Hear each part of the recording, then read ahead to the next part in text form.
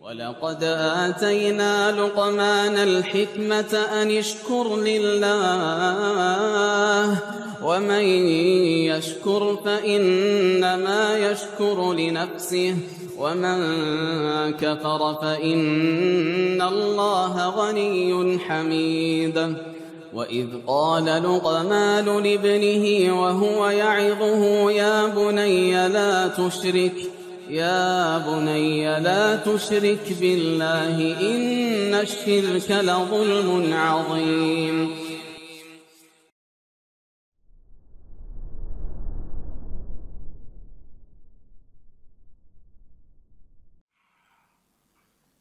Mendapat dua ganjaran.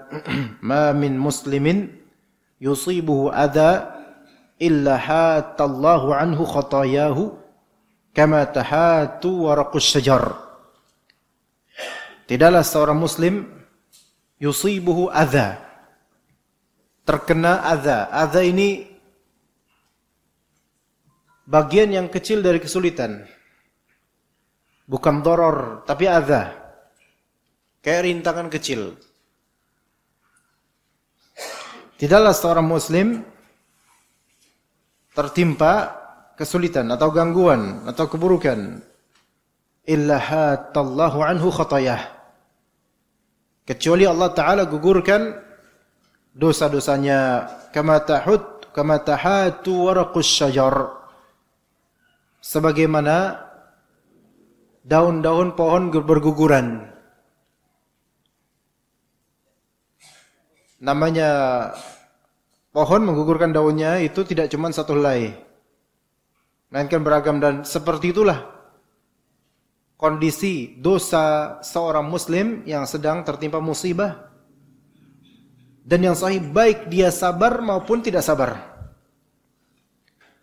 Jadi musibah secara zat, kesulitan secara zat, kegalauan secara zat, selama orang itu tidak musyrik atau tidak berbuat syirik dalam menghadapi ujiannya, maka secara zat itu menggugurkan dosa. Meskipun dia tidak sabar, ini yang lebih sahih dari pendapat ulama.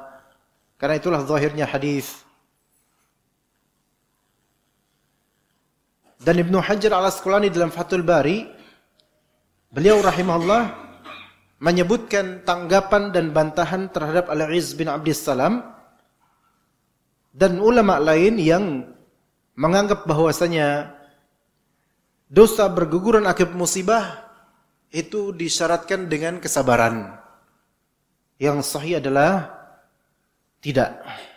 Meskipun orang ini tidak sabar, dan mungkin ketidaksabaran itu melazimkan dosa, tetapi tetap dosa-dosa lainnya berguguran, wallahu a'lam. Dan dalam riwayat lain disebutkan bahwasanya Ibnu Mas'ud menyatakan, ma ra'aitul waja' ala ahadin ashadda minhu ala Rasulillah SAW. Saya tidak pernah melihat seseorang terkena penyakit atau rasa sakit yang lebih keras dibandingkan Nabi SAW. Nah, dalam Fathul Bari, Ibnu Hajar al-Asqalani rahimahullah,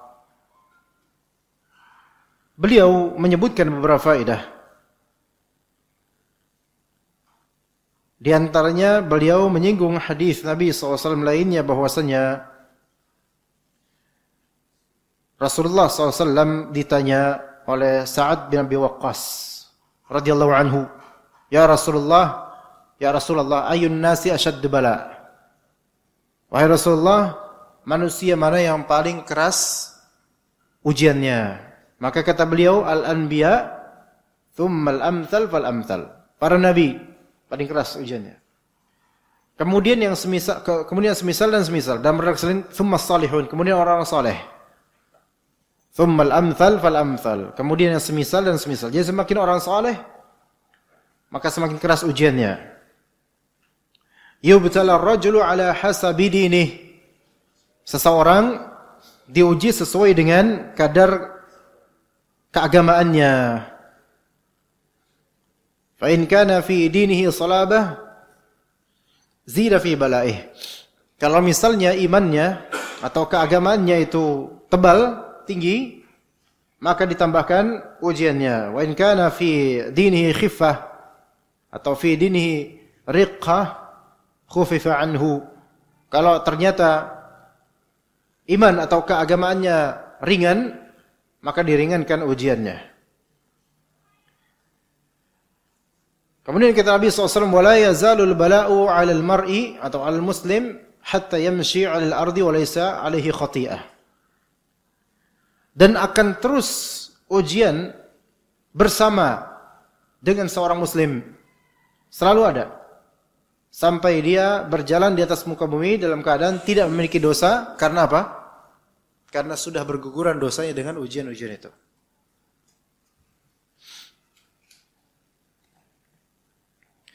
Kemudian dikatakan pula oleh Ibnu Hajar rahimahullah, yang mana beliau menyebutkan wasirru fihi, rahasia kenapa orang makin beriman makin keras ujiannya. Apa rahasianya? Kok bisa seperti itu? Apa sebab yang menjadi rahasia? Maka kata beliau, wasirru fihi annal bala'a fi muqabalatin ni'mah. Rahasianya adalah, kuncinya adalah kaidah ujian itu selaras dengan kenikmatan. Ini kunci.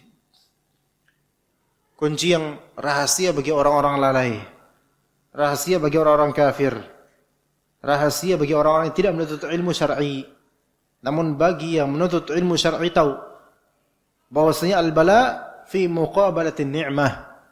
Ujian itu selaras dengan kenikmatan. Ujian itu setimpal dengan kenikmatan. Faman kanat ni'matullahi alaihi aktsara kana bala'uhu ashadd. Maka siapa yang mendapatkan nikmat dari Allah lebih banyak, maka ujiannya lebih keras, lebih banyak. Lebih keras atau lebih banyak. Wa min thamma du'ifa haddul hurri 'alal 'abdi. Oleh karena itu dikiaskan juga darinya hukum had untuk orang merdeka itu lebih besar daripada hukum had untuk budak. Kalau misalnya budak berzina sampai berzina beneran, ya, maka hukumannya setengah dari hukuman orang merdeka yang berzina. Juga secabang dengan itu, dikatakan kepada ummahatul mu'minin di surat Al-Ahzab ayat 30, "Wa may ya'ti minkunna bi fahishatin mubayyinah yudha'af lahal 'adzabu dhi'fain." Siapa di antara kalian yang melakukan kekejian yang jelas-jelas, terang-terangan atau sangat terang benderang, maka yudha'af laha al-'adzabu dhi'fain. Maka azab akan dilipat gandakan 2 kali lipat bagi istri-istri Nabi kalau melakukan kekejian. Karena nikmat berstatus sebagai istri Nabi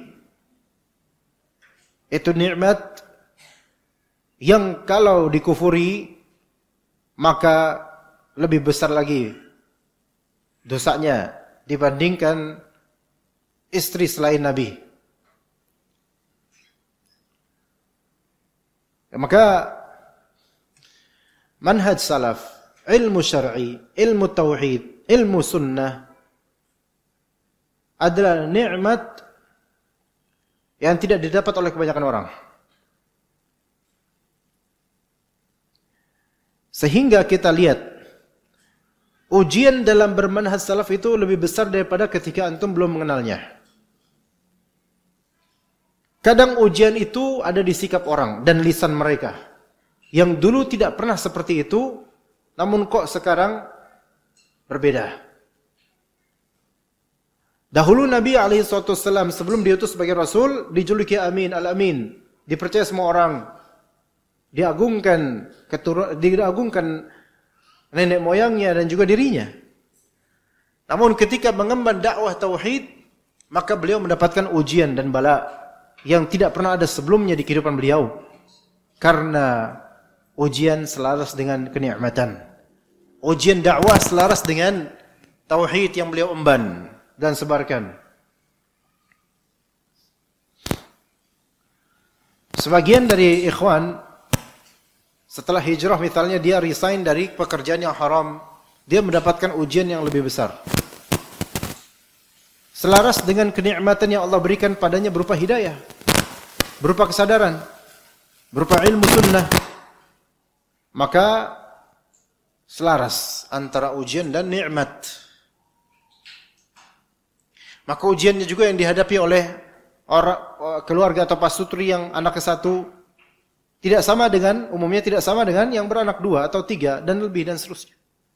Karena anak itu nikmat yang besar. Dan seterusnya juga. Beristri 1, beristri 2, 3, 4 itu beda ujiannya. Makin banyak, makin ada ujian. Dan hanya orang lemah yang atau kurang cita-cita yang ketika dia dibukakan padanya kemampuan untuk melakukan kebaikan, namun dia tidak ingin adanya ujian dengan kebaikan itu. Maka hendaknya seorang muslim memiliki uluwul himmah, cita-cita tinggi. Jangan katakan kalau saya punya ilmu banyak, nanti ujian saya makin banyak, jadi nggak usahlah jadi bodoh terus. Enggak.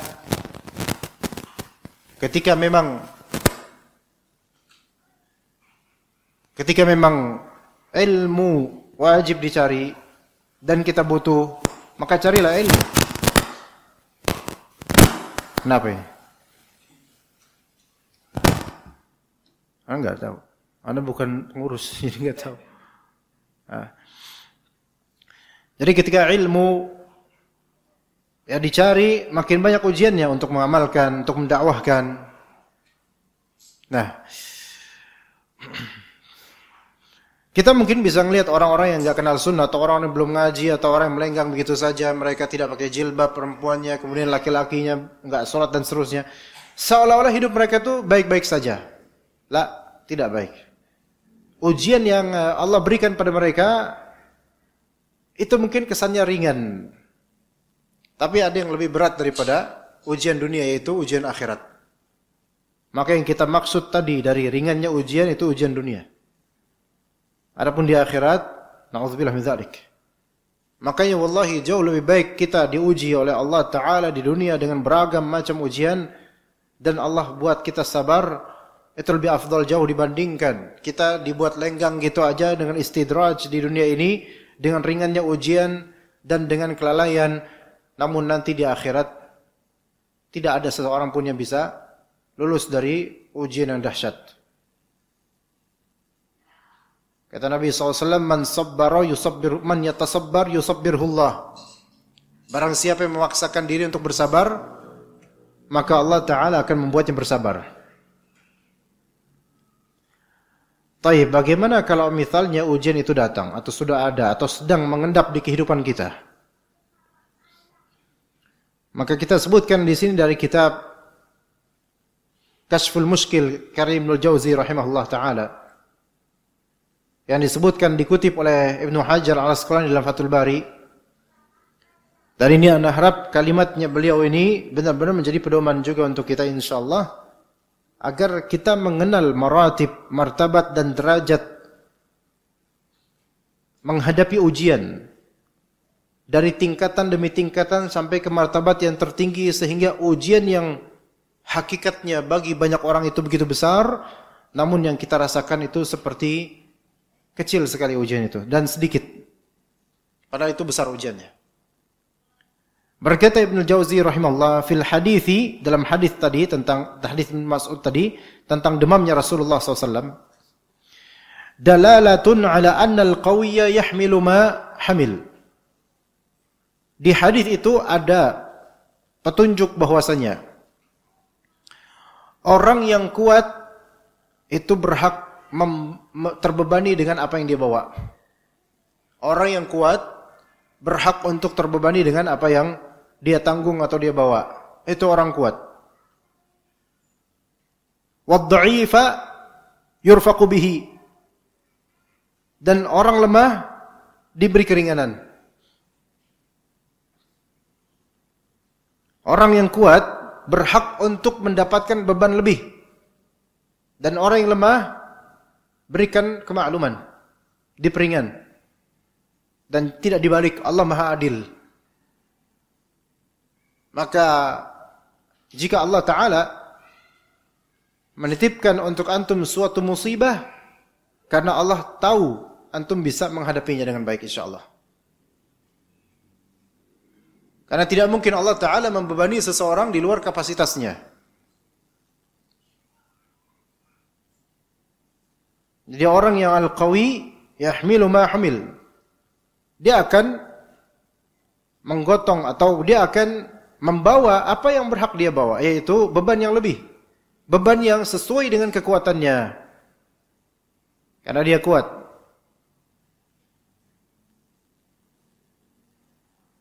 Maka betapa banyak kalimat, ya Allah saya tidak kuat lagi, itu karena ketidaksabaran. Ya Allah saya tidak kuat lagi, seringkali, walaupun tidak selalu, seringkali, karena ketidaksabaran. Karena tidak akan Allah Ta'ala membebani seseorang di luar kekuatan orang itu. Karena Allah tidak akan menzalimi seseorang. Namun manusialah yang kemudian membatasi kekuatannya sendiri. Dan menganggap bahwasanya dirinya tidak kuat. Padahal Allah Ta'ala Maha kuat. Dan barang siapa yang berusaha betul-betul bersabar, maka Allah Ta'ala akan buat dia bersabar. Maka pendidikan, ini pendidikan ketegasan jemaah. Tegaskan diri bahwasanya kita memiliki Allah Azza wa Jalla. Dan jangan takut dengan ujian duniawi. Kalau takut bersifat tabii, maka ini wajar, seperti takut muka serem, takut binatang yang menjijikan dan seterusnya, itu bukan masalah. Enggak masalah itu. Tapi betapa banyaknya orang yang diuji oleh Allah Ta'ala, dia khawatir bukan akhiratnya yang dikhawatirkan, melainkan hanya sebatas dunia yang dia khawatirkan. Nanti gimana, Allah yang akan menjamin. Yang penting sabar, ikhtiar, dan yakin sama Allah. Dan hal yang paling bermanfaat untuk bisa menetralisir dan mengkerdilkan ujian adalah mindset.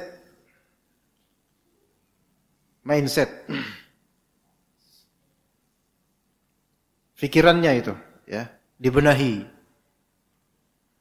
Kata Ibnul Jauzi rahimahullah, illa annahu kullama qawiyatil ma'rifatu bil mubtala hana 'alaihi al bala. Atau kullama qawiyatil ma'rifatu bil mubtala, ya. Artinya gini ya, kecuali semakin kuatnya pengetahuan seseorang tentang ujian hakikatnya, maka semakin ringan ujiannya. Orang yang ngerti tentang skema ujian dan takdir, dia ngerti saya harus apa secara syar'i, itu insyaallah ujiannya bakal diperingan. Atau bakal terkesan ringan. Insyaallah. Ya. Orang yang kabur, ini akan disebutkan oleh Ibnu Jauzi 4 derajat nanti insyaallah, ya. Orang yang kabur dari ujian itu karena enggak memahami konsep ujian dan takdir dan tidak memahami 4 martabat ini. Orang yang merasa tidak mampu menghadapi ujian adalah orang yang kurang konsepnya tentang takdir dan tidak memahami 4 martabat ini. Dan Anda berharap ini pelajaran yang sangat berharga buat Anda dan antum semua dan antunna semua. Karena semua dari kita hidup di dunia ini tidak lepas dari al-bala, problematika. Bukan aib antum diuji. Bukan aib antum tertimpa musibah. Namun aib jika antum tidak tahu cara menghadapi musibah atau ujian ini. Karena semua manusia punya musibah dan ujian. Dan itu bukan suatu aib. Oke, boleh jadi aibnya adalah dosa yang telah lampau. Tapi kita melihat ujiannya, dosanya itu biar individu masing-masing pikirkan. Maka bukan aib seseorang terkena musibah atau ujian. Melainkan aib jika seseorang tidak tahu bagaimana cara menghadapinya. Karena ujian dan musibah secara zat bukan maksiat. Walaupun seringkali penyebabnya maksiat, tapi ujian dan musibah secara zat itu bukan maksiat. Karena ujian dan musibah itu perbuatan Allah. Takdir Allah. Dari Allah. Ya. Seseorang ketika dia tertimpa reruntuhan misalnya, ini musibah. Ini bukan suatu kemaksiatan, melainkan ini suatu takdir murni dari Allah Azza wa Jalla. Walaupun kadang penyebabnya adalah dosanya dia. Maka bukan aib jika ada manusia sedang diuji oleh Allah. Malah justru kadang-kadang atau seringkali ujian itu merupakan bukti Allah perhatian sama dia. Kadang-kadang atau seringkali ujian itu justru bukti Allah Ta'ala mencintainya dan ingin dia kembali kepada Allah Azza wa Jalla. Kata Nabi SAW, Inna Allaha idha ahabba qawman ibtalahum. Sesungguhnya Allah Ta'ala ketika mencintai suatu kaum, maka Allah akan mengujinya. Menguji kaum itu. Maka jangan bertanya dan menggugat, kenapa ya Allah saya dibeginikan, kenapa ya Allah? Jangan bertanya kenapa ya Allah. Tapi bertanyalah kenapa kok kamu bisa diuji seperti itu. Karena masa lalu yang kelam atau hal-hal lain. Tapi itu bukti bahwasanya Allah perhatian padanya. Karena ketika Allah Ta'ala menelantarkan, maka Allah tidak akan memberikan ujian. Berbeda antara anak-anak yang tidak sekolah terlantar dengan anak-anak yang di sekolah yang diuji. Anak terlantar tidak akan dapat ujian CAU 1, CAU 2, CAU 3 atau semester gasal, semester genap, nggak ada. Dan mana ada guru sekolah mau memperhatikan mereka. Ya.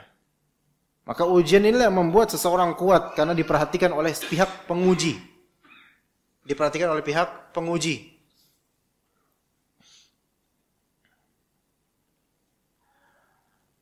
Sebagaimana kalau kita mau ujian sekolah, kunci jawabannya adalah apa yang telah kita pelajari selama satu semester atau sebelumnya itu. Itu kunci jawabannya. Dan jika kunci jawaban diberikan saat ujian, maka itu adalah kecurangan. Ya kan? Percuma dong ujian kalau dikasih kunci jawaban. Percuma. Tapi saat ujian dikasih kunci jawaban, percuma. Namun berbeda halnya dengan ujian yang Allah Ta'ala berikan. Sebelum diuji, boleh jadi orang ini belum pernah punya kunci jawaban. Dan dia baru dapat kunci jawabannya ketika diuji itu. Bisa jadi. Karena bisa jadi orang itu lalai, namun karena dosanya banyak, akhirnya Allah Ta'ala berikan dia musibah. Dan Allah berikan kemudian peringatan, dan akhirnya dia tahu bahwasanya penyebab dia kena musibah adalah kelalaiannya. Inilah kunci jawabannya. Maka dia stop lalai, dia bertaubat, Allah kasih kunci jawaban, dia kemudian menjadi lebih baik. Berbeda. Ya, berbeda. Maka kata Ibnu Jauzi rahimahullah, 4 martabat atau 4 derajat yang 4-4-nya ini membuat ujian itu ringan. Padahal berat. Ada 4. Kita mulai dari nomor 4, 3, 2, 1. Yang paling tinggi 1 terutama tentunya. Ya, 4 paling dasar dan bagus. Nanti 3 di atasnya, 2 di atasnya, 1 yang paling top. Yang pertama, kata Ibnu Jauzi. Ini apa? Hal-hal yang membuat ujian itu menjadi ringan, padahal berat. Jadi bagi orang banyak, ya Allah berat banget ujiannya. Tapi bagi dia ringan karena apa? Ini 4. Yang nomor 4, ini yang paling basic banget. Wa minhum man yanzuru ila ajril bala'i fayahunu 'alaihil bala'. Derajat yang paling awal, paling 4, yang nomor 4, orang yang melihat ke ganjaran ujian, ke pahala. Melihat ke pahalanya sehingga ujian menjadi ringan. Iya. Seseorang yang diuji atau diberi kesulitan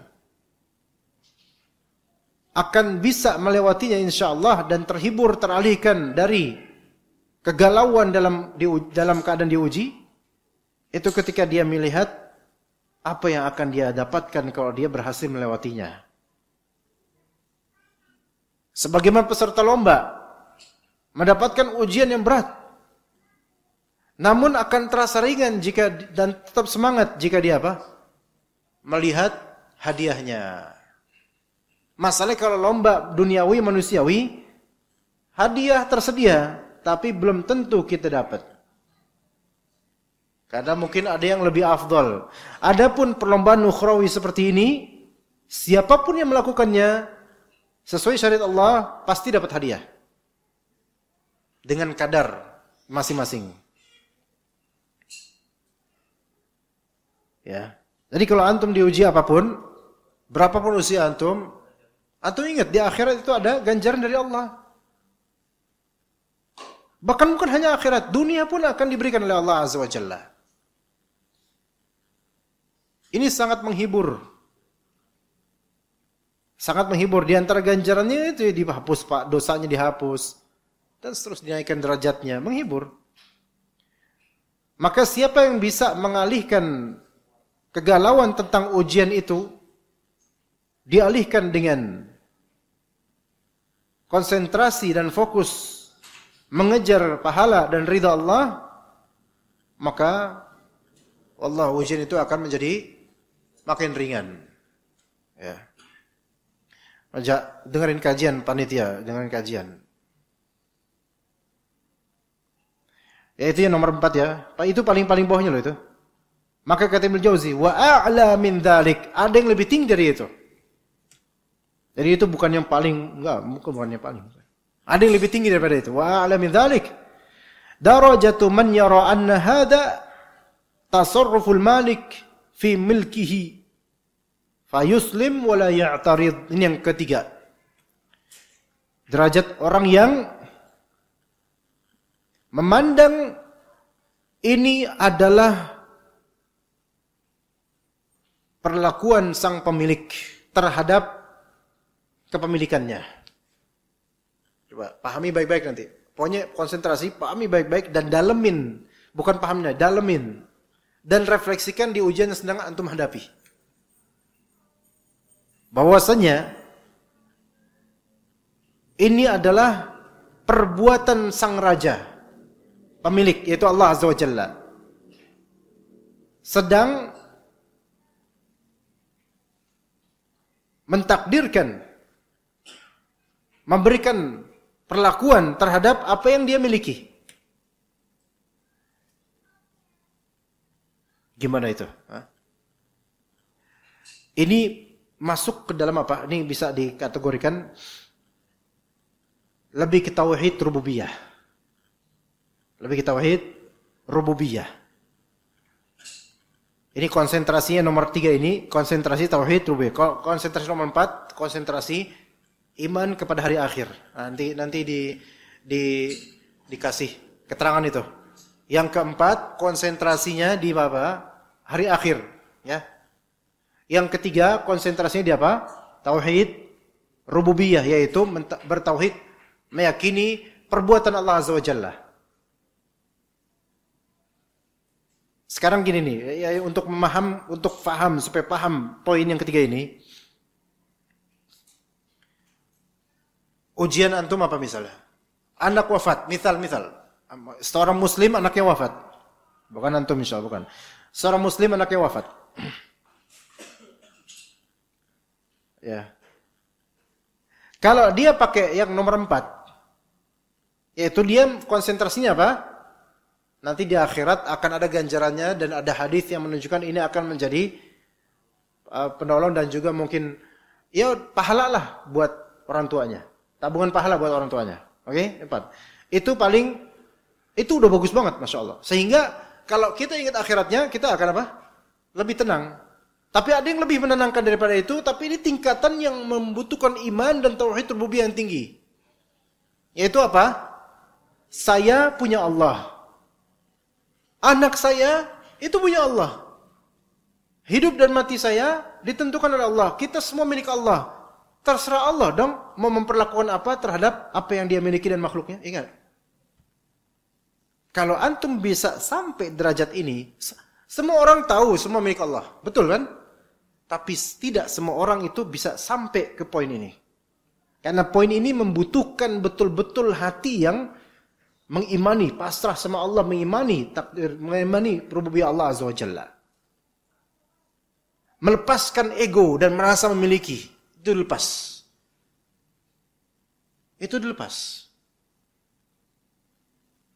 Ya. Begitu cuma. Ini terrefleksikan ke. Nah, ketika kita tahu ini anak milik Allah. Saya kehilangan akannya, betul. Saya nyari pahala, betul. Tapi saya meyakini ini adalah milik Allah, ya terserah Allah mau.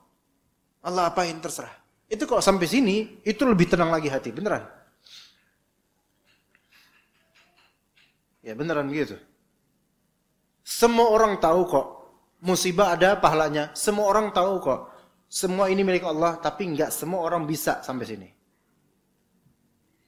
Beneran.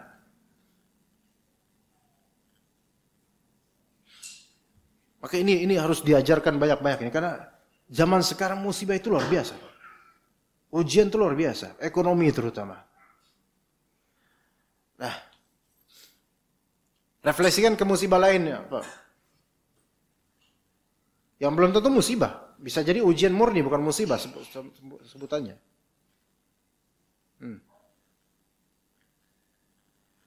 Apa-apa yang milik Allah dan terjadi dengan takdir Allah dan tidak melanggar syariat, maka kholas terserah Allah.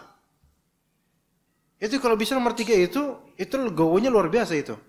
Dan imannya tinggi. Kecuali kalau mau dibisikin syaitan. Ya. Coba apa lagi? Silakan, apa lagi ujian yang menimpa dan kita coba refleksikan nomor 3 dan 4-nya. Sebutin, Pak. Sebutin aja. Tapi jangan sebutin musibah antum, jangan nanti ketahuan. Dev. Ingat, nomor 3 ini membutuhkan apa? Merasa segalanya ini milik Allah, bukan milik dia. Gitu loh. Harus melepas dan melucuti perasaan itu milik gua, itu. Harus melucuti egonya dan merasa memiliki pribadi, itu lucutin. Melainkan ini semua hak Allah, milik Allah. Ini kayak misalnya Nabi SAW dihadirkan kabar bahwasanya cucunya mau meninggal. Maka Nabi langsung bilang, kabarkan ke putriku, katakanlah inna lillahi ma akhadha, bukan inna rajun, tapi inna lillahi ma akhadha walahu ma a'ta. Sesungguhnya apa yang Allah ambil itu milik siapa? Milik Allah. Apa yang Allah beri itu milik Allah. Wafat anak kita, itu milik Allah. Kalau nangis silahkan kalau itu manusiawi. Karena itu manusiawi. Tapi kalau sampai mempertanyakan takdir, berarti kita merasa itu milik kita, bukan milik Allah dong. Faham gak di situ?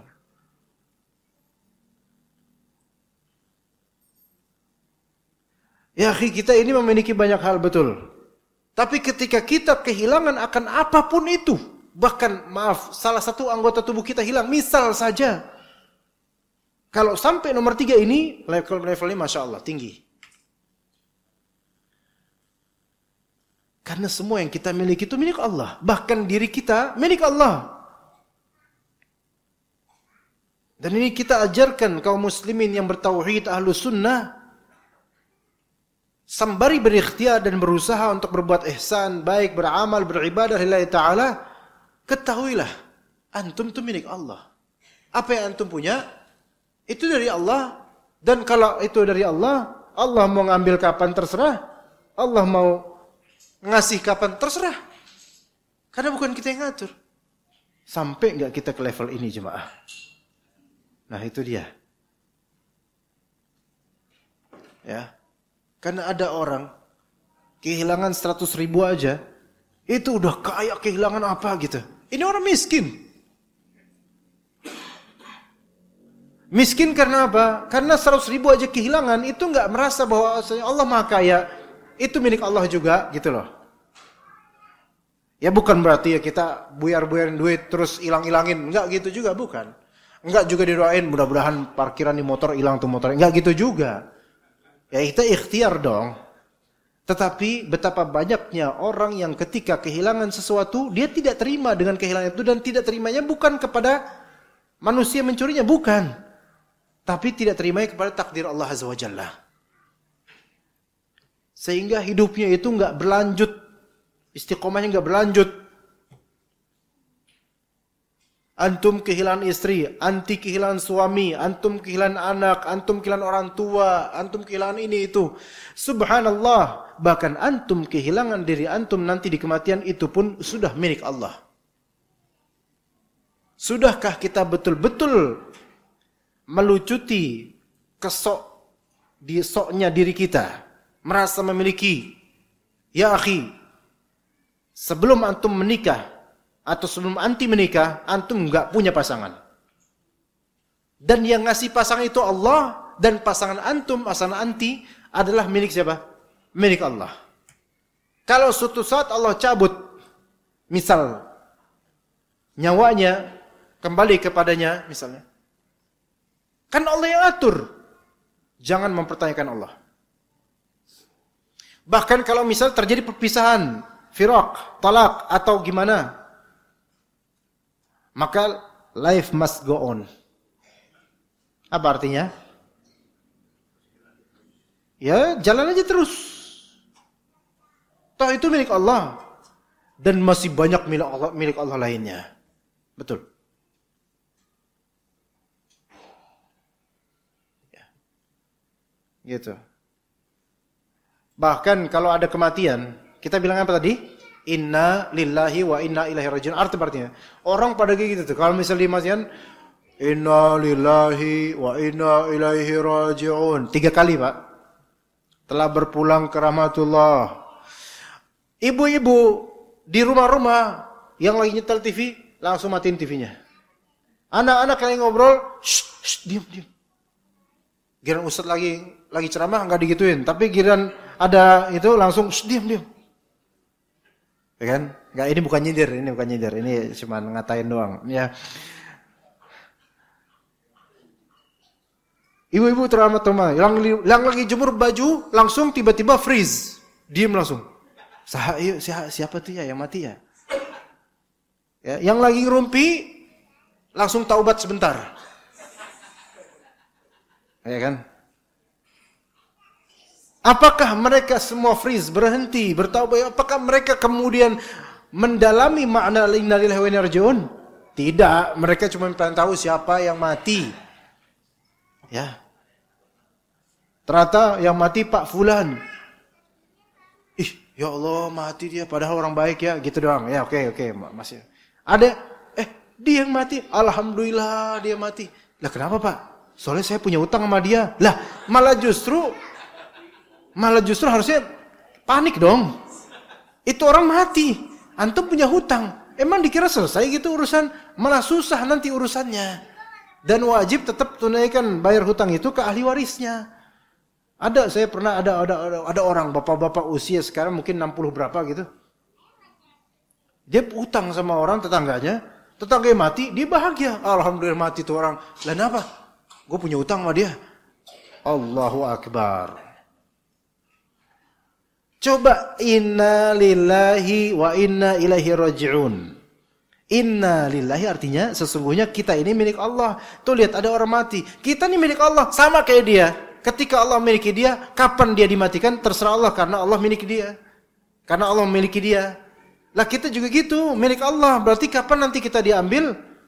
Ya kita milik Allah. Wa inna ilaihi raji'un, dan kepadanya lah kita akan kembali. Itu untuk mengingatkan bahwasanya nothing everlast gitu. Nothing can last. Enggak ada satupun yang abadi di dunia ini. Sehingga kalau kita merasa kehilangan, kemudian nggak terima, terus merasa bahwasannya ini berhak dan seterusnya, capek. Sudah, itu milik Allah. Allah ambil. Maka dikatakan tadi bahwasannya yara an hadza tasarruful maliki fi milkih. Ini adalah perbuatan sang raja, berbuat di kerajaannya, terserah dia. Namanya pemilik kan terserah pemilik.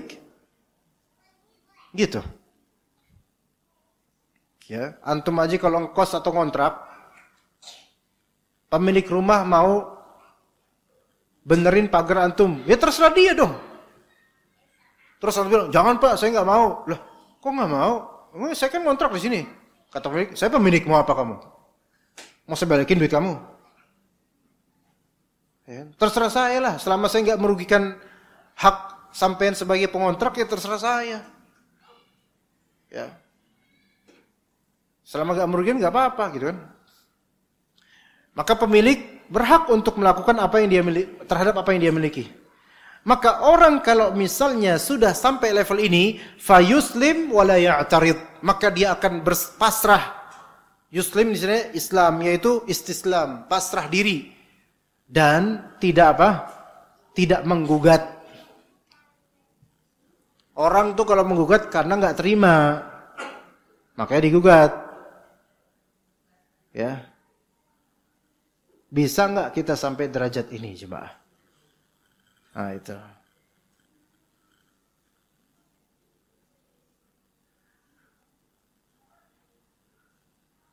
Coba kita lihat orang-orang Nasrani ketika ada keluarga mereka yang wafat, nangis, niyahah dan seterusnya. Wah, nggak terima ini itu, kenapa begini ya Tuhan, kenapa gini? Kenapa-napa, situ aja kenapa-napa. Lanjut hidup. Terus bilang saya nggak bisa hidup tanpanya. Alah, paling ntar nikah lagi situ. Ya kan? Muslim nggak gitu. Ya, selagi kita emang jangan merasa aman dengan segala yang kita miliki. Artinya suatu saat yang kita miliki ada yang terambil, ada yang hilang. Ya, selagi kita jaga, tapi kalaupun Allah Ta'ala kemudian takdirkan yang berbeda dari keinginan kita, ya udah, memang Allah inginkan begitu. Seperti itu jemaah sekalian. Itu derajat keberapa tuh? 3 ya. Wa arfa'u minhu, yang lebih tinggi dari derajat ketiga. Derajat kedua. Ya. Man syaghalathu mahabbatu an talabi raf'il bala. Ini yang kedua nih. Ini lebih tinggi lagi nih. Mau enggak kita kayak gini nih? Mau? Hah? Insyaallah ya. Man syaghalathu mahabbatu an talabi raf'il bala. Yang ketiga, yang kedua adalah orang yang tersibukkan dengan cinta sehingga tidak sempat meminta dicabut ujiannya. Orang yang tersibukkan dengan cinta kepada Allah, cintanya kepada Allah, jadi tenggelam dengan cinta kepada Allah Azza wa Jalla. Sampai dia itu saking sibuknya, ya namanya orang sibuk, sampai dia lupa minta dihilangkan ujiannya. Dalamin Pak, kalimat ini ibu-ibu dalamin. Tenggelam dalam cinta pada Allah. Gimana kok bisa gitu, tenggelam dalam cinta pada Allah? Sok, gimana? Dia lagi kena musibah, tapi dia alihkan musibah itu dengan cinta pada Allah. Sehingga musibah itu nggak kerasa. Karena nggak kerasa, karena nggak kerasa, jadi dia lupa. Namanya orang lupa gimana sih? Nih, lihat ya. Pak dulu bapak-bapak gamenya bukan PS ya Pak ya? Paling rental gamebot ya Pak ya? Nintendo yang masih ditaliin supaya nggak dibawa kabur. Ya. Mungkin ketika itu lagi pegel tangan atau ada luka di tangan, namanya di mainan jarang, suka permainan ini, kerasa nggak tuh sakit? Mau dirasain Pak, lupa. Saking enaknya mainan. Enggak. Tenggelam dalam cinta. Waktu kita dulu main game, boleh jadi lagi demam, tapi karena suka sama game, tenggelam dalam cinta terhadap game, akhirnya apa? Lupa kalau dia lagi demam. Sampai minum obat aja, lupa. Nggak kerasa. Itu contoh, itu salah satu contoh untuk pendekatan saja, bukan berarti itu baik, bukan. Ya. Bisa nggak kita menenggelamkan diri dan hati dengan cinta kepada Allah, lagi diuji musibah, cinta pada Allah Azza wa Jalla? Bisa, terutama ahlu sunnah. Sangat bisa, dan antum semua bisa insyaallah. Level ini antum bisa. Ana yakin. Kalau Allah tolong bisa, sangat bisa. Sangat mudah bagi ahlu sunnah untuk yang seperti ini. Yang tidak terdapat pada selain ahlu sunnah.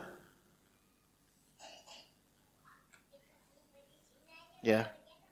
Kalau sebagian dari orang-orang sufi itu zikir tenggelam dalam mahabbah, karena orang sufi itu sangat mengandalkan mahabbah dan cinta pada Allah, sehingga mereka itu menenggelamkan diri dalam zikir versi bid'ah. Itu para bid'ah loh. Kalau orang sufi bisa, masa antum ahlu sunnah nggak bisa? Harusnya lebih bisa. Dan bahkan zikir antum sesuai sunnah, kemudian ilmu antum ilmu yang sahih insyaallah. Guru-guru antum juga guru-guru yang insyaallah berkah. Jauh lebih bisa dibandingkan orang-orang sufi. Anda pernah lihat orang sufi lagi tarekatan di bawah pohon gelap.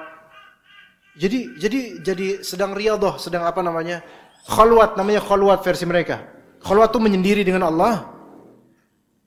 Zikir sendiri di bawah pohon. Gelap-gelap. Malam-malam. Sambil bawa rokok dan kopi. Beneran itu beneran. Waktu saya ke Kalimantan dulu, di pesantren sufi di pedalaman. Nah, itu seperti itu. Malam-malam saya lagi nyetrum ikan, apa namanya? Pakai strum gitu yang pakai tongkat gitu, terus ada setruman, kan ini kan parit. Kalau di Kalimantan lu bacanya parit. Pakai R. Orang Melayu kan banyak yang enggak pakai R. Parit. Di parit gitu. Kadang ikan, belut, malam-malam gitu, ular gitu. Saya lagi giniin, itu tempat gelap. Sendirian saya. Tiba-tiba yang manggil, Ustadz, kaget saya. Ada pohon belakang. Siapa ya? Karso, Ustadz. Oh, kamu ngapain Bang Karso di sini? Itu teman ngajar, dia pengikut tarekat gitu. Lagi ini khalwat, subhanallah, khalwat di sini ya Allah. Udahlah, biarin aja lah. Kau kesurupan tanggung sendirilah pokoknya. Itu seperti itu. Sufi aja bisa gitu. Hati tenang nggak? Tenang versi bid'ah. Kalau ahlu sunnah, jauh lebih asik gitu loh. Zikir pagi petang sesuai sunnah. Zikir setelah sholat sesuai sunnah. Zikir ini sesuai sunnah. Jadi ketika zikir, saya zikirnya seperti Nabi dan para sahabat. Lebih tenang, lebih enak. Itu satu. Kemudian antum dapatkan ikhwan, majelis ilmu ahlu sunnah jauh lebih afdal dibandingkan selainnya. Enggak ada nasi berkat. Enggak ada Pak. Enggak. Enggak ada. Oh Ustadz aja enggak dapat, apalagi antum. Enggak ada nasi berkat. Ya kan? Iya. Enggak ada bacaan yang panjang. Yang ada udah jelasin ilmu sesuai sunnah bismillah. Lebih enak beneran. Jadi kita ngerasa ini ilmu berharga, ini bener nih ilmu nih. Enak, alhamdulillah. Maka tenggelamkan diri antum dalam cinta pada Allah Azza wa Jalla ketika menghadapi musibah. Yang mana cinta itu akan menyibukkan antum bahkan sampai lupa minta sama Allah untuk dihilangkan musibah ini. Karena seseorang ketika sudah tenggelam dalam cinta, maka segala penyakit itu tidak terasa. Nggak kerasa. Coba lihat lirik-lirik lagu cinta-cintaan.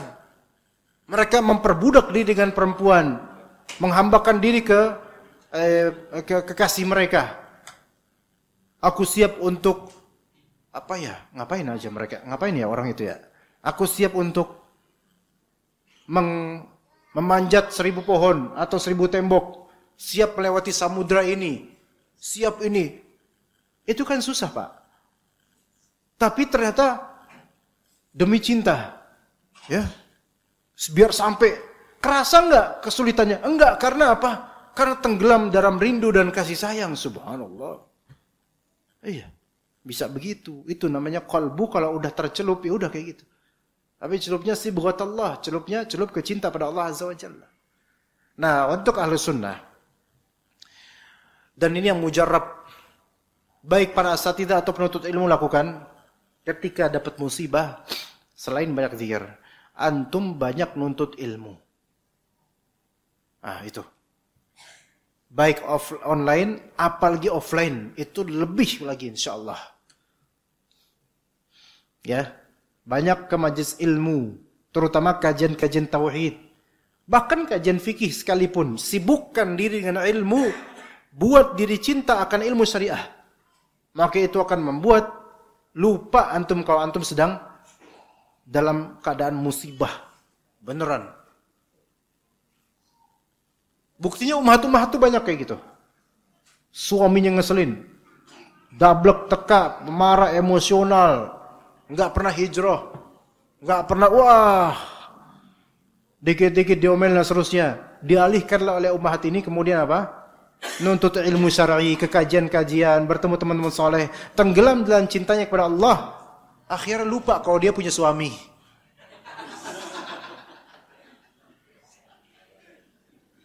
Iya.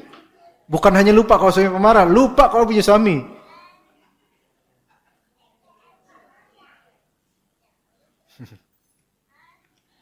Bahkan lupa, sampai lupa minta sama Allah tuh, lupa minta sama Allah untuk dialihkan, ya Allah suami saya dapat hidayah. Sampai itu lupa, beneran lupa. Karena apa? Karena rasa sakit disakiti suaminya itu udah nggak kerasa lagi. Saking dia sibuk dengan ilmu, sibuk dan cintai pada Allah. Suami marah-marah, kalau suami marah-marah dan dia tetap cinta sama Allah, berpikir tentang ilmu syar'i, suami marah-marah, itu sebenarnya sudah netral, enggak, marah, ya udah, marah aja enggak apa-apa. Saya mendapatkan yang lebih afdol daripada kemarahan suami saya. Ya, gitu. Ya. Dan juga sebaliknya ya. Kalau misalnya suami punya istri gimana gitu ya. Mau menceraikan tapi madaratnya lebih besar. Kalau suami rata-rata enggak mikir menuntut ilmu, mikirnya nikah lagi, ini aduh. Ya kan? Coba nuntut ilmu dulu deh pikirin. Nuntut ilmu. Maka bisa tersibukkan. Bahkan ya ikhwan, nuntut ilmu syar'i itu butuh kejujuran mindset. Bukan butuh waktu doang. Waktu itu Allah sediakan 24 jam, itu cukup bagi manusia. Enggak ada istilahnya enggak cukup waktunya untuk apapun. Enggak ada istilah itu. Kita enggak punya waktu, we have no time, enggak ada. Ya, itu mindset aja. Dan katakan ikhwan, seseorang itu kalau disibukkan dengan pekerjaan atau rumah tangga, wallahi itu tidak akan pernah mengurangi atau menihilkan jatah nuntut ilmu. Enggak ada istilah gitu. Enggak ada istilah itu. Anda bisa pastikan itu. Sesibuk apapun antum, dalam berumah tangga atau dalam bekerja, tidak mungkin tidak ada waktu untuk nuntut ilmu. Setiap hari, orang bilang setiap hari. Maka orang-orang workaholic yang mereka mabuk akan pekerjaan, mereka nggak bisa nuntut ilmu, bukan karena nggak ada waktunya, karena nggak mau. Bohong kalau misalnya terlalu sibuk akan pekerjaan. Setiap hari dia bisa nuntut ilmu, baik melalui MP3, video, atau datang ke majelis atau gimana, bisa bohong kalau misalnya nggak ada waktu. Saya bilang bohong. Siapapun itu. Siapapun itu. Hatta dia sangat sibuk. Bohong antum, kadzabta. Dia bilang gitu. Dan kebohongan antum akan ditanya oleh Allah di akhir. Ya. Makanya banyak sebagian dari ikhwan-ikhwan yang pemalas itu ketemu anak malas. Karena ketahuan bohongnya.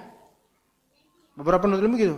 Ketemu anak malas. Orang-orang yang udah nggak mau ngaji lagi, itu nggak mau ketemu anak. Karena apa? Karena anak kalau ketemu orang kayak gini, tegasin antum kenapa kok ngajian?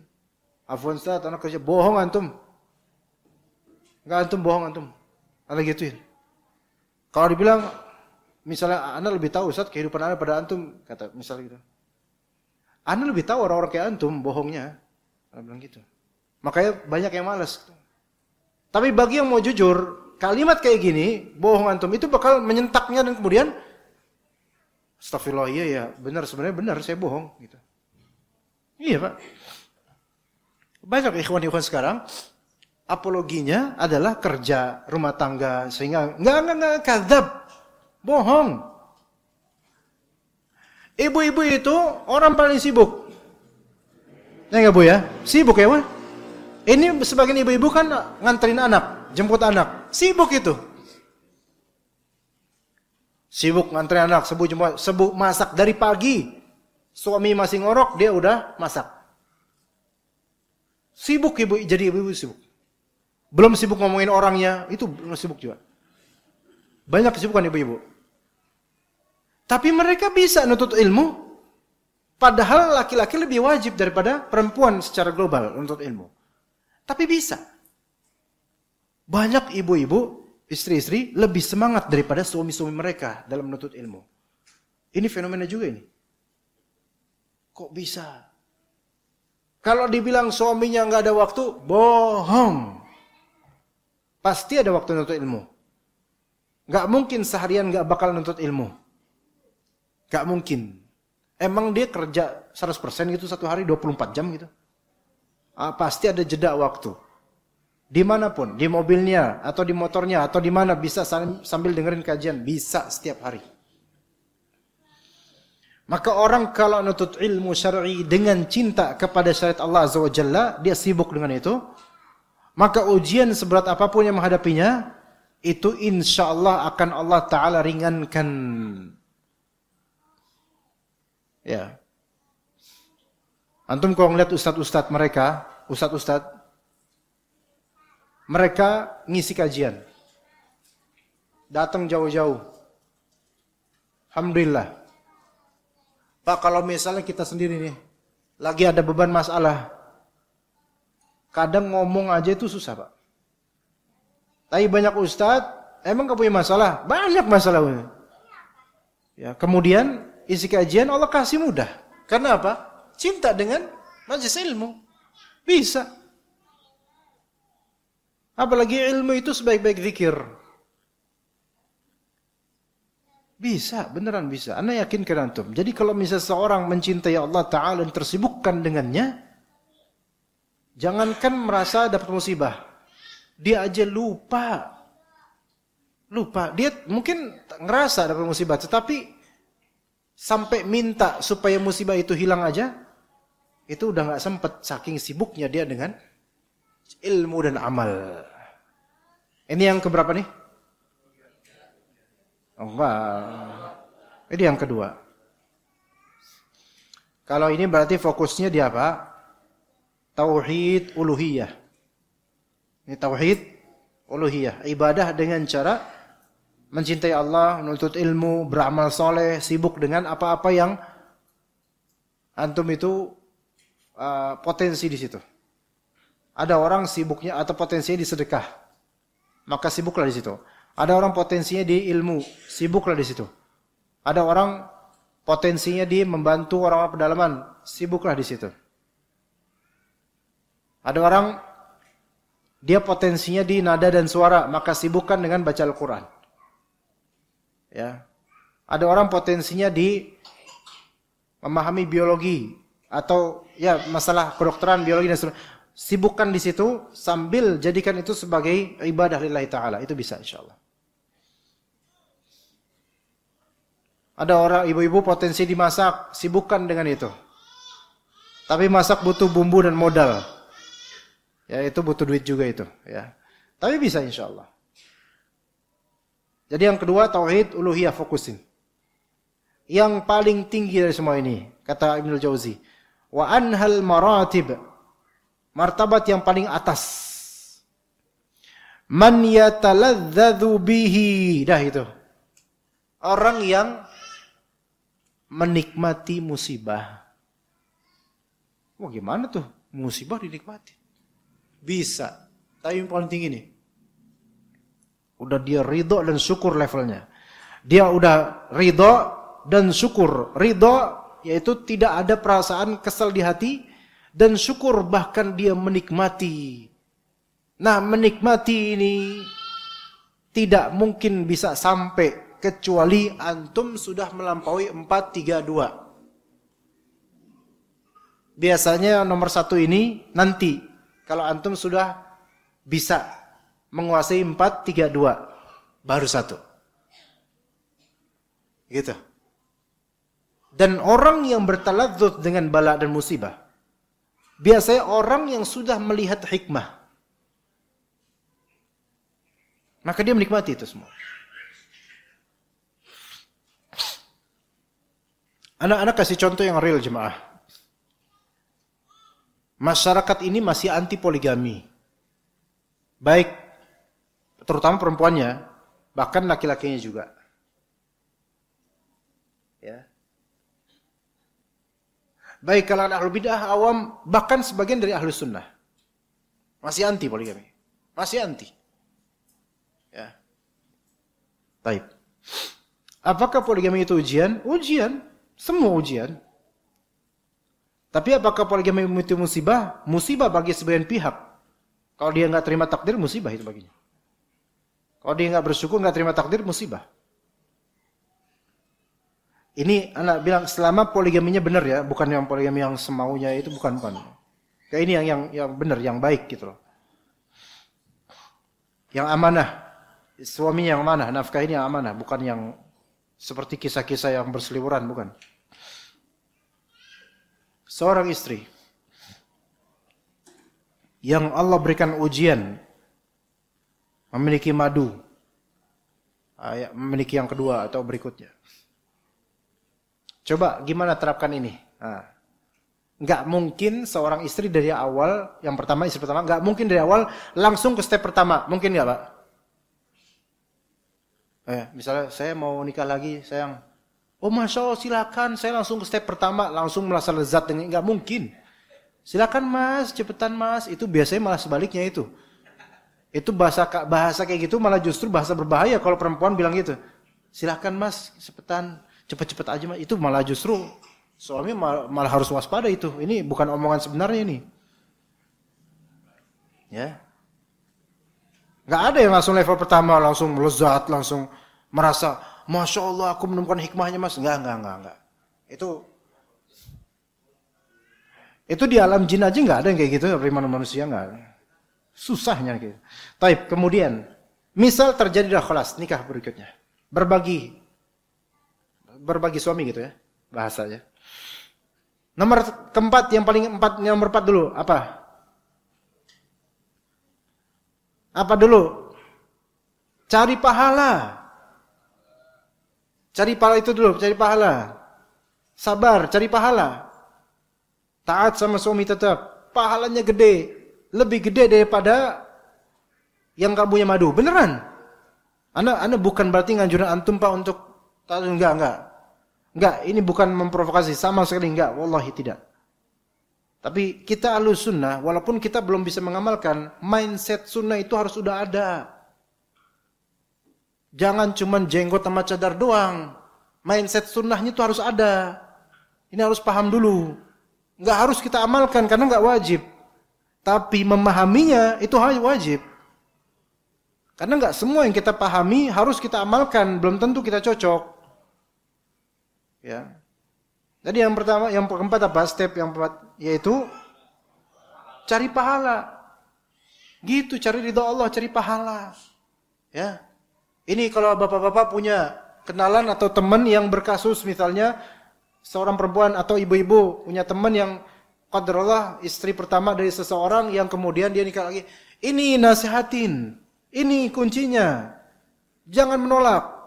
Maksudnya jangan menolak kunci ini. Ini solusinya supaya dapat ridha Allah. Cari pahala dulu. Itu dulu. Ingat, suami anti tidak ngasih pahala.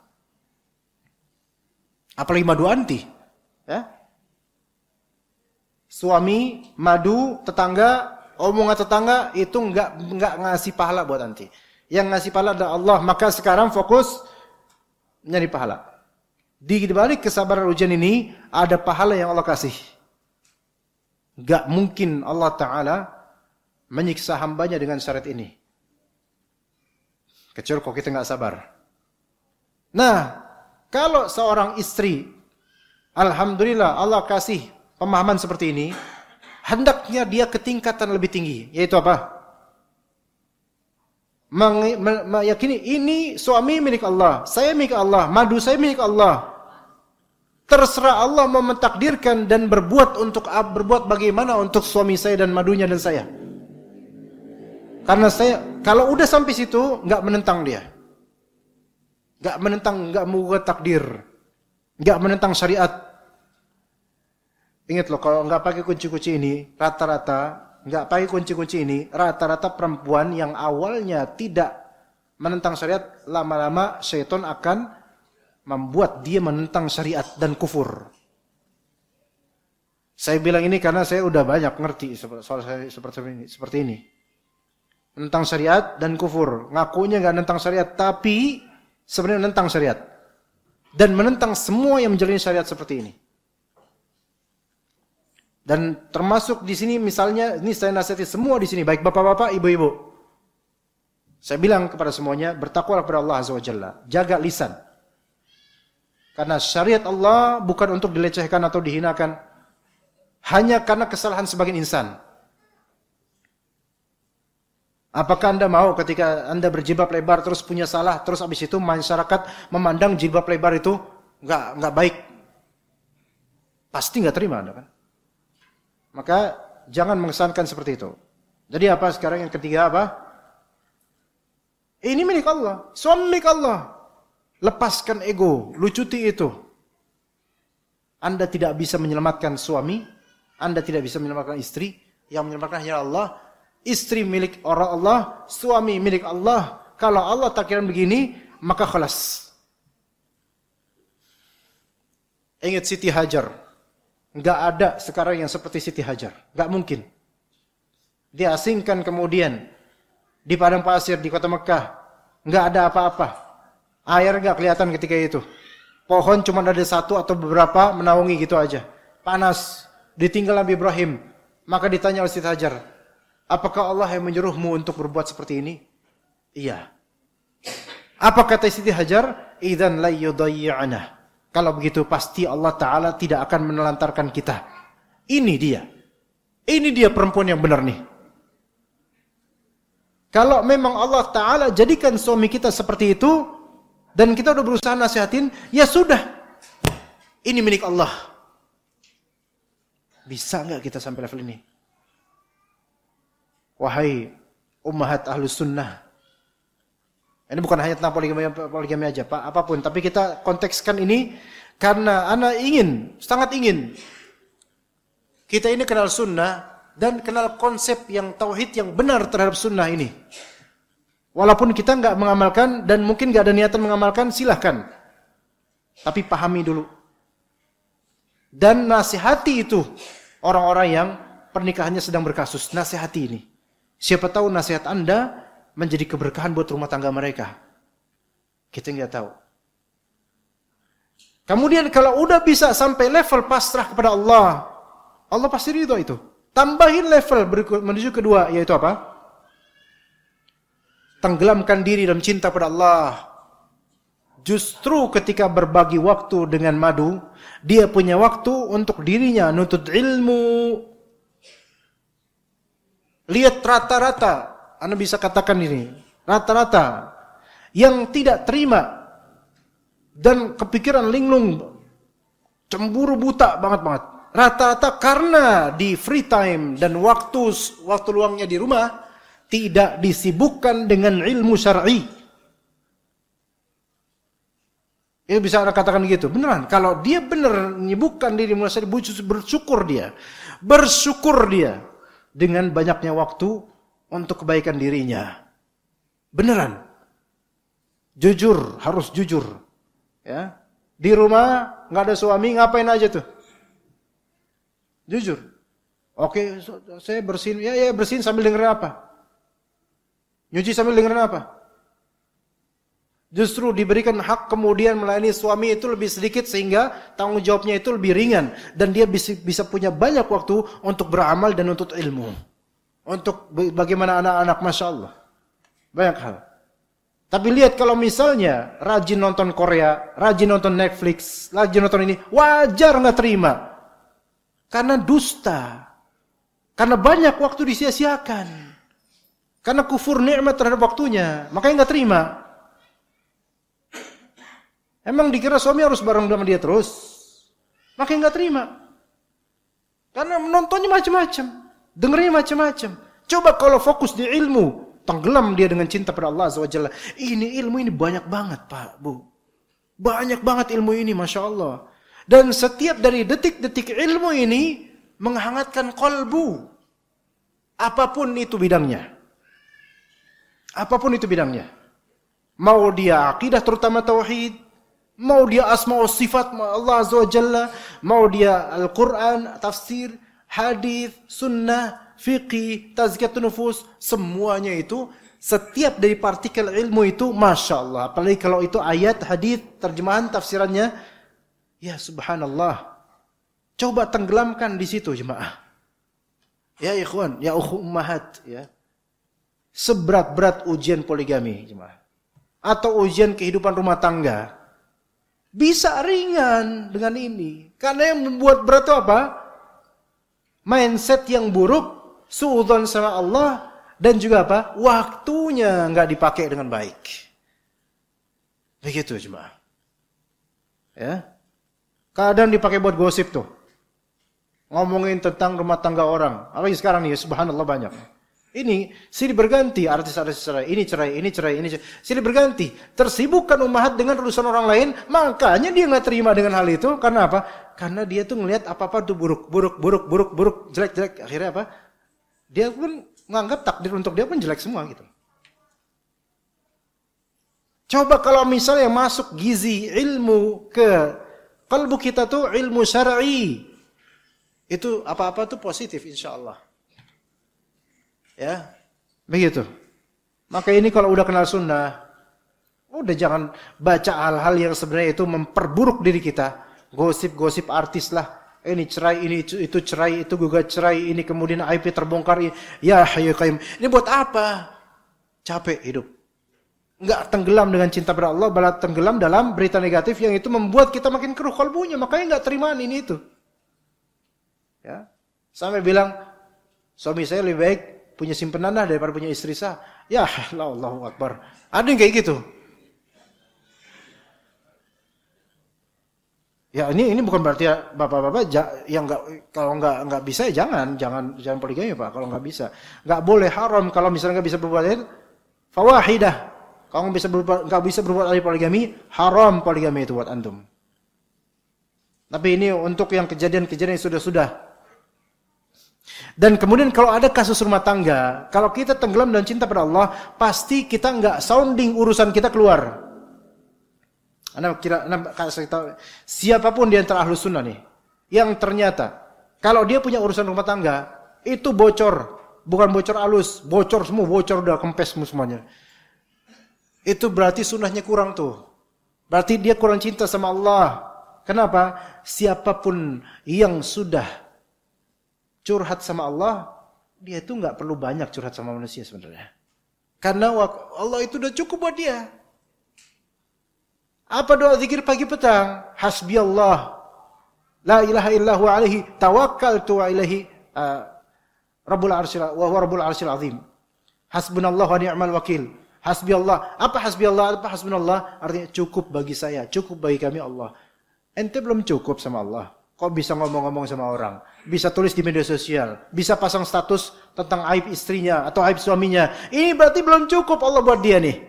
Siapapun, mau jenggotan ke, mau cadaran ke, urusan rumah tangganya ditaruh di media sosial, berarti dia belum berdoa baik sama Allah.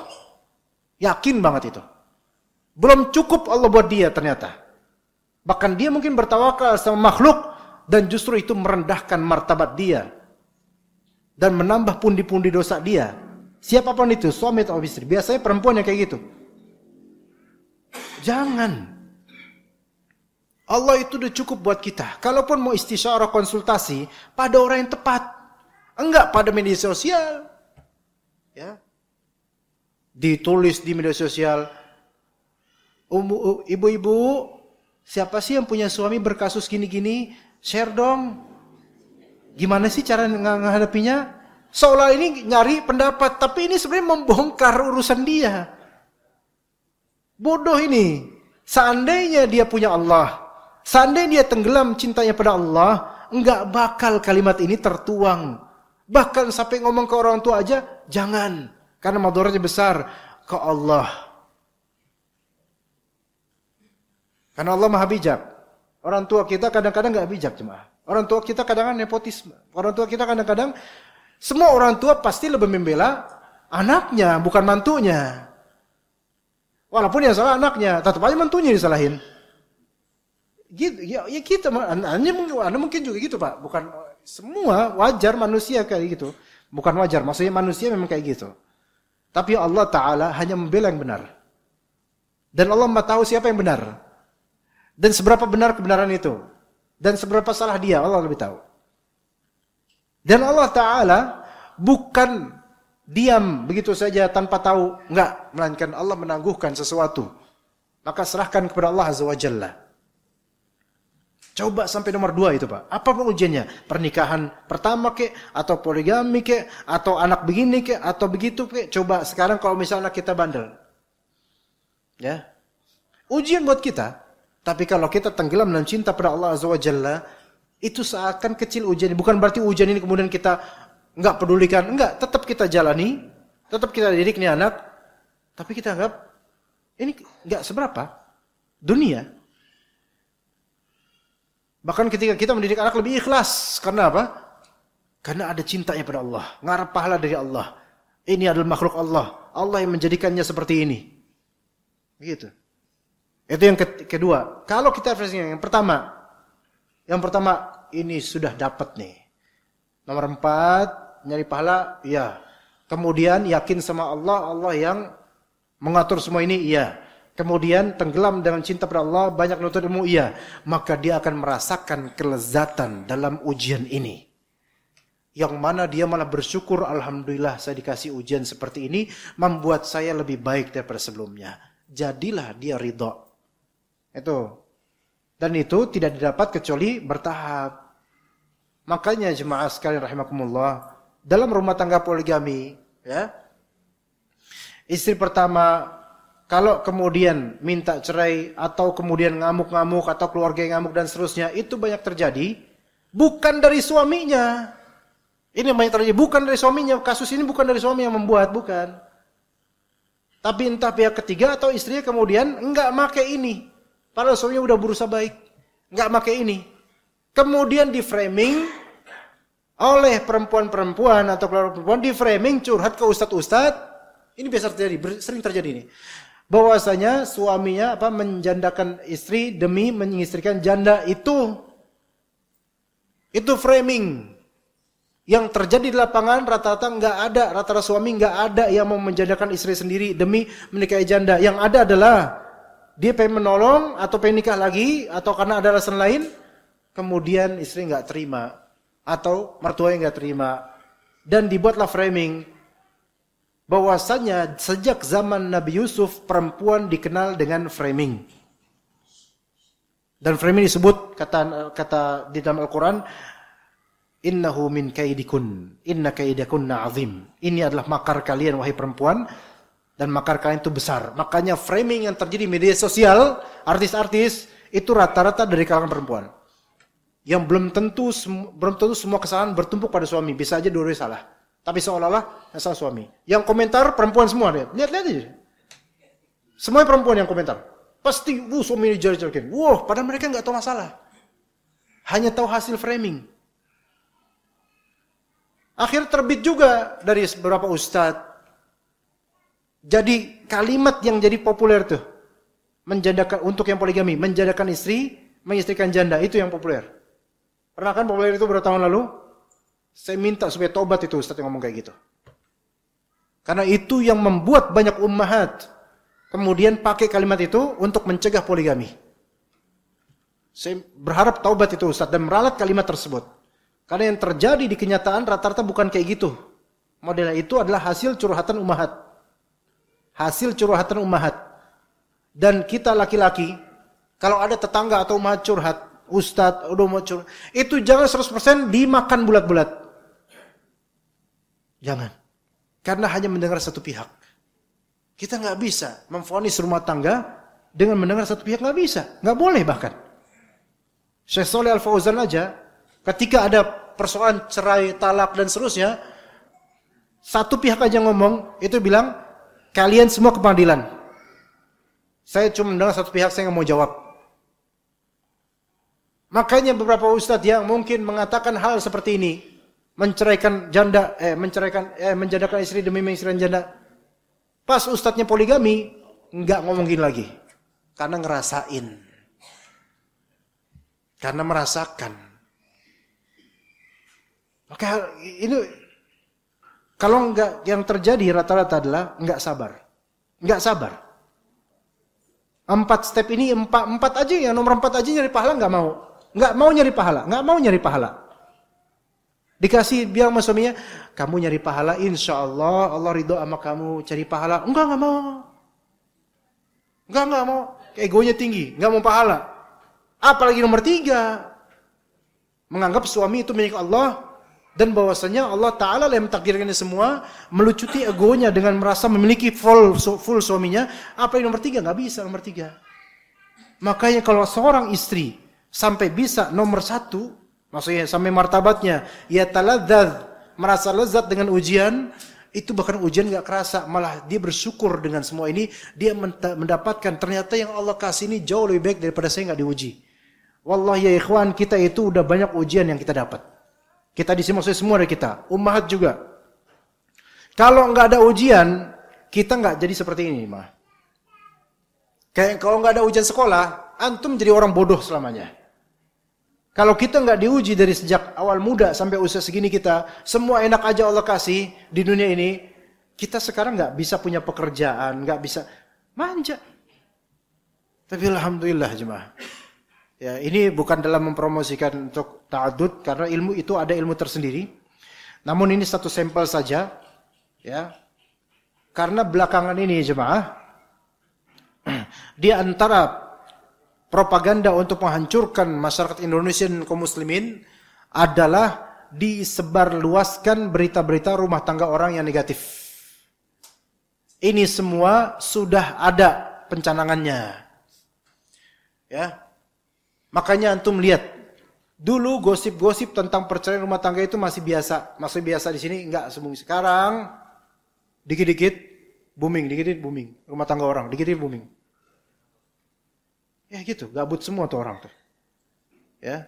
Dan itu jangan kira tidak berpengaruh pada psikis manusia, rumah tangga berpengaruh. Kalau enggak beriman, kalau bertakwa, enggak pakai ini, berpengaruh. Makanya tegaskan, terutama perempuan yang mudah terpengaruh akan hal ini, tegaskan agar jangan mengikuti hal itu ke majelis ilmu. Itu yang akan menenangkan dibandingkan majelis ghibah seperti itu. Ya. Kebanyakan orang nggak ridho karena apa? Nggak ridho dan takdir karena apa? Karena dia melihat sampel-sampel yang ada, yang di media sosial. Ya, coba kalau dia berteman dengan sampel-sampel yang sama-sama bersyukur, yang sama-sama baik, gitu. Juga gosip-gosip ummahat, rahimakunallah. Antunna, kalian itu orang yang Allah muliakan dengan manhaj salaf. Maka jangan hinakan diri kalian dengan gosip-gosip. Hatta gosip sesama ahlu sunnah. Jangan hinakan diri kalian dengan itu. Udah Allah muliakan, jangan hinakan dengan kayak gitu. Mutunya seseorang tuh di ilmunya dan pengamalannya, bukan di gosipnya. Dia tahu banyak fulan, dia tahu tentang fulan, dia tahu gosip fulan. Itu malah mendowngradekan derajat kita, jemaah. Kita lebih tahu kalam fulan daripada kalam Allah. Kita lebih tahu aib fulan daripada tentang sirah sahabat dan Nabi. Ya, begitu jemaah sekalian ya. Ya mungkin ini nasihat dari anak buat anak diri anak juga, para jemaah rahimakumullah. Ya mana saya berharap kepada Allah Azza wa Jalla, semoga ilmu ini kita manfaatkan dan kita amalkan dan menjadi bekal buat akhirat kita. Tidak hanya saya hanya kasih sampel poligami, bukan semata-mata apa-apa, itu sampel yang banyak sekarang terjadi. Dan juga untuk hal-hal lain, tolong catatan tadi dilihat ulang, murojaah lagi, refleksikan di kejadian masing-masing rumah tangga atau ujian masing-masing. Semoga bermanfaat, didik istri, didik anak, didik semuanya supaya paham ilmu-ilmu seperti ini. Wassalamualaikum warahmatullahi wabarakatuh. Di malam Ahad nanti sepertinya insyaallah akan ada kajian anak juga di Al-Wildan Kali Abang. Ya, bagi yang pengen itu kajian kitab Usul Salatah. Al-Wildan di Kali Abang itu. Dekat kali juga, emang ada kalinya juga dia. Ya. Mungkin punya si abang-abang gitu. Nah, itu bagi yang ingin hadir silakan. Yang ingin menggantikan saya juga boleh kalau mau, ya. Mudah-mudahan manfaat insyaallah. Kajian kitab Usul Salatah insyaallah taala. Ada pertanyaan Kak Izi? Ada soal? Bismillah.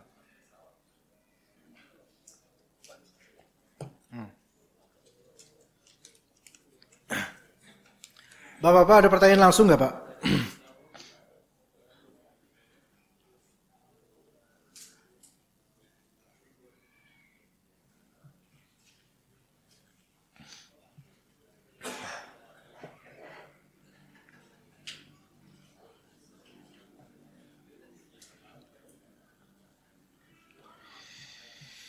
Baik, izin bertanya Ustaz. Jika diuji dengan anak yang belum mendapatkan hidayah, masih pacaran, merokok, tidak sholat dan belum mau diajak taklim. Ayahnya tidak sabaran, cuma marah-marah, jarang membimbing, bahkan maunya mengusir anak kalau tidak mau berubah. Dan anaknya belum mau diajak berubah. Ibunya takut terjadi anaknya beneran diusir, kasihan anaknya. Bagaimana ibunya harus bersikap? Sedangkan suaminya atau ayah tidak suka menerima masukan istrinya dalam mendidik anak dengan lembut taib. Berarti ini ujian yang ada pada anti sekarang, ya. Coba pertama ketahuilah bahwasanya tadi kita coba pakai 4 yang tadi ya. 4 yang tadi. Kalau anti sabar, bertahan, mendidik terus dan sabar terhadap bagaimana suami. Cari pahala di situ. Itu dulu, cari pahala di situ. Banyak insya Allah pahalanya. Dan anggap yakin ya bahwasanya tidaklah Allah berikan Anda ujian-ujian ini melainkan tujuannya untuk memperbanyak pahala Anda. Begitu. Dan menyelamatkan Anda di akhirat. Gitu ya. Coba step ketiga gimana tadi? Tauhid rububiyah.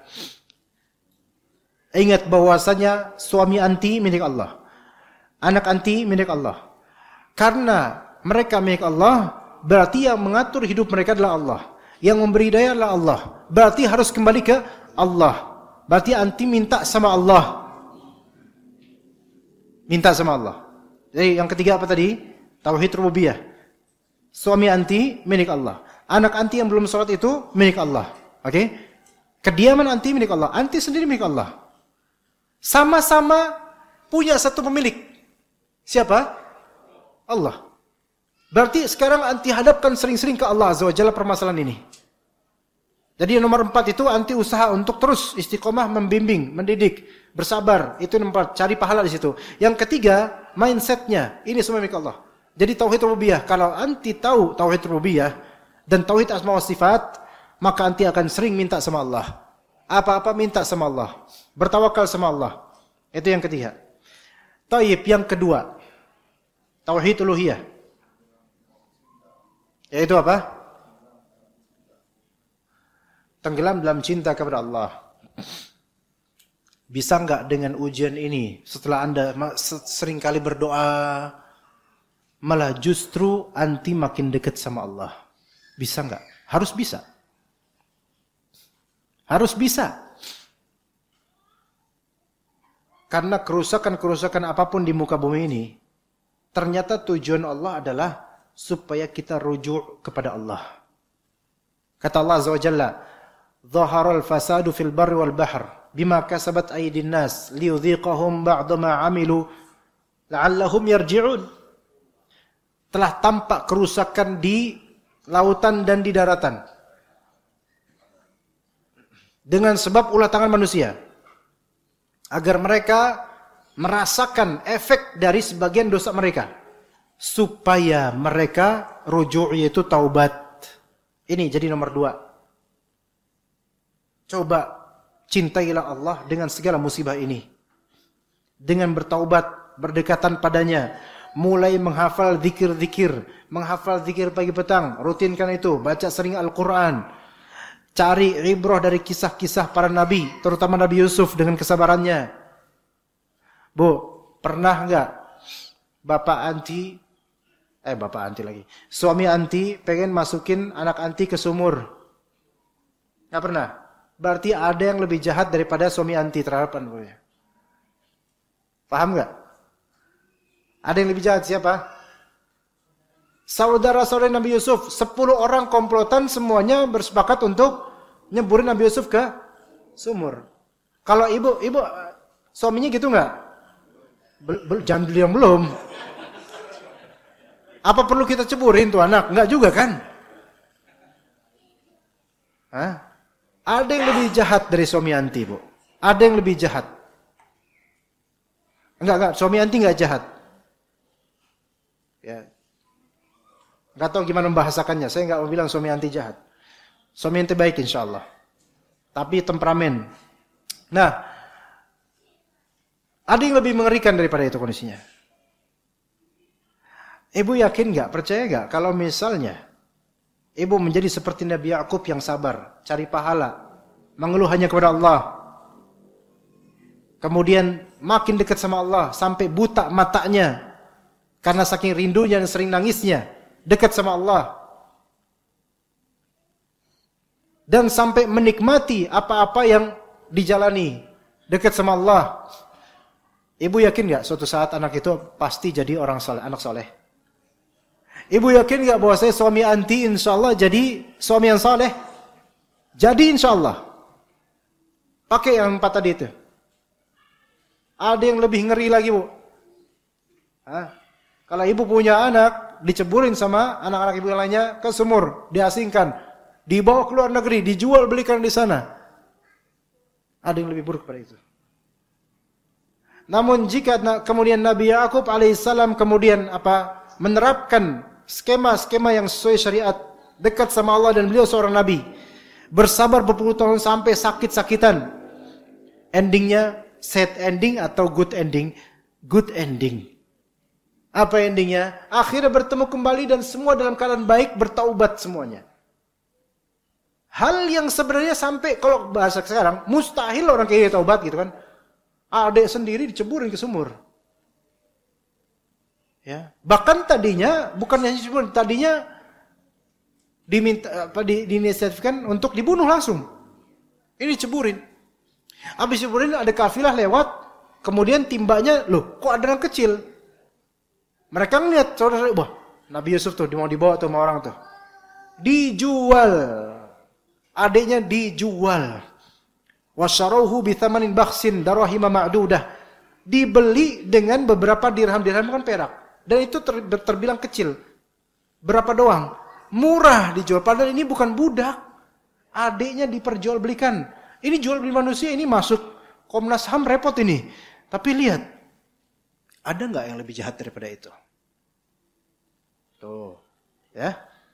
Namun kemudian pada endingnya apa? Mereka semua beriman. Mereka semua beriman. Dan pada akhir hayatnya Nabi Yakub sang bapak, pada akhir hayatnya, am kuntum syuhada idh hadara Yaqub al-maut idh qala li banihi ma ta'buduna min ba'di.